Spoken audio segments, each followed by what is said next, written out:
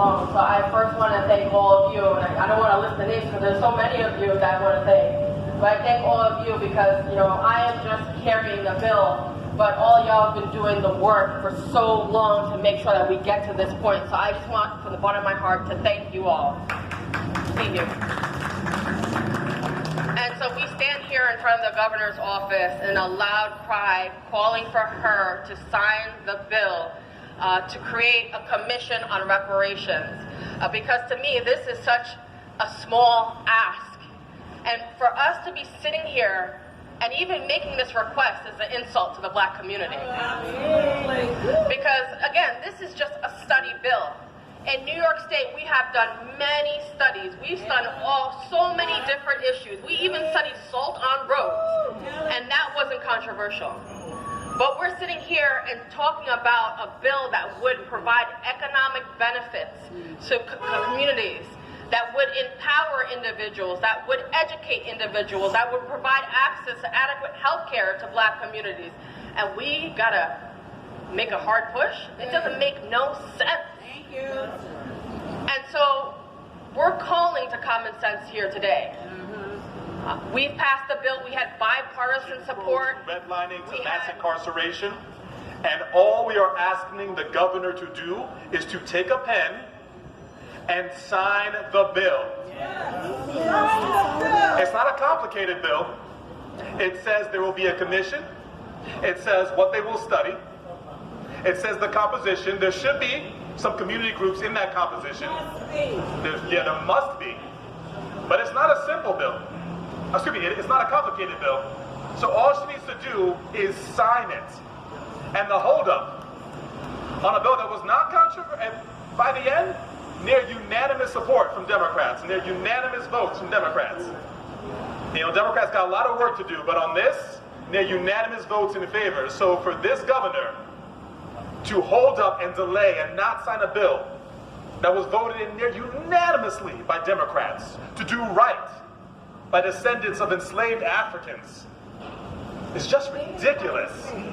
Just ridiculous. She doesn't want to serve again. Yeah. Yes, yep. So we are calling on Governor Hochul to sign this reparations study bill, to put the right people onto the task force, and to put us on the path to justice and liberation for our people. Thank you very much. Thank you, Senator. Sign the bill. Sign the bill. Sign the bill. Sign the bill. Sign the bill. Sign the bill. Right now, I'm going to bring up the architect of the bill.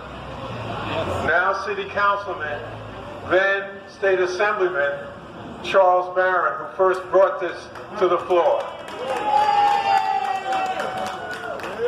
Governor Hochul, Sign the bill. Governor Hochul, Sign the bill. when? Now. When? Now. Governor Hochul, Sign the bill. Governor Hochul, Sign the bill. when? Now. When? Now. Reparations? Now. Reparations? Now. Well, scorched earth. Brothers and sisters, this is a critical point in our history. All across the country, people are rising up and dealing with the question of reparations. All across the world, in the Caribbean, on the African continent, people are talking about reparations everywhere in the world. So now, New York City, which was the second largest slave-holding city in the Union, second only to Charleston, South Carolina, New York City's African people, and when I say African people, whether you're from the Caribbean, whether you're from the continent, or whether you're from the Americas, we are an African people, and reparations should be for everybody. Everybody. Don't let them sucker you into a divide and conquer methodology. reparations for only those of us who are born here. The reparations only for those of us who are born here and can trace their ancestry to enslavement. We say there are over 2 million black people, African people in New York City, 3 million in the home state, and every damn last one of us. We are talking about black people rising up. And let me tell you what reparations isn't. Reparations isn't your enemy telling you we're going to give you more scholarships. Reparations isn't your enemy saying we're going to create more jobs for you. Reparations isn't your enemy defining what the compensation could be. Those things that I just mentioned, you're supposed to get that as tax-paying citizens, period. That has nothing to do with the enslavement or the Jim Crow period. That is a debt owed. A debt owed. There's a difference between a debt owed and something you're supposed to get as tax-paying citizens of this state. So we will not be fooled, and you will not determine the compensation. And don't get into arguments about how much. The commission will determine that. Right. Somebody said, how much should we get? The commission will determine that. Right. You want me to give you a figure? $6 trillion. Okay. And give us a $50 billion down payment in this $229 billion budget. You want to talk money? We have $107 billion in the city budget. We'll take a $20 billion down payment. Yeah. You want to really give us something? Well, Biden, you have the power, Biden. You said, black people, I got your back. That's what he said when, not I, but not you, but some black people helped him get in office. He said, I got your back. Well, he doesn't need Congress.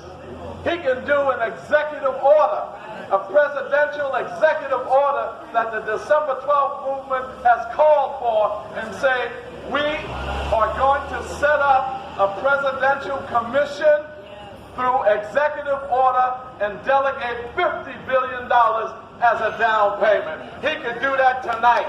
He could do that tonight. He doesn't have to hide behind Congress. So brothers and sisters, we're marching, we're demonstrating, we're having press conferences, but I'm telling you, times are getting rough. Africa's on the rise. Revolution is coming to Africa and the Sahel area. Revolution is coming to the Middle East and the Palestinians.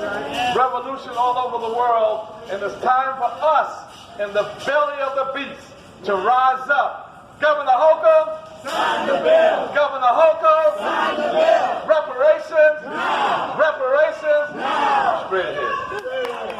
Straight ahead. Reparations, now. Reparations, now. Reparations, now. Presenting Colette Payne from the December 12th Movement with Art statement on today's demonstration. Governor Hochul must sign the New York State Reparations Bill right now. We're here today to demand that Governor Hochul sign the New York State Reparations Bill. We are disturbed that nearly 5 months after the state legislature passed this historic bill, we are forced to wage a campaign to have Governor Hochul actually sign it. That the governor has chosen to ignore this bill, which simply sets up a commission to explore remedies for the damages caused by New York State's little-known involvement in the slave trade, slavery, and its post-Civil War attacks on the human rights of its black residents, is an insult to the state's black community and its elected representatives. It says that her priorities lie elsewhere except when it comes to election time. The governor's continued refusal to sign the reparations bill can only reflect a pandering to the interests of racist, white supremacist opponents of reparations. Launched our struggle for reparations. They stole us. They sold us. They sold us. They sold us. They owe us. They owe us. Reparations now. Reparations now. Governor Hochul signed the New York State Reparations Bill now. And we need people to keep calling her office and calling her office and listen for the many different events we're going to be having to push and let it be known in our communities that this bill must be signed as one small step in the ever-continuing fight for our reparations. Thank you. Sign the bill!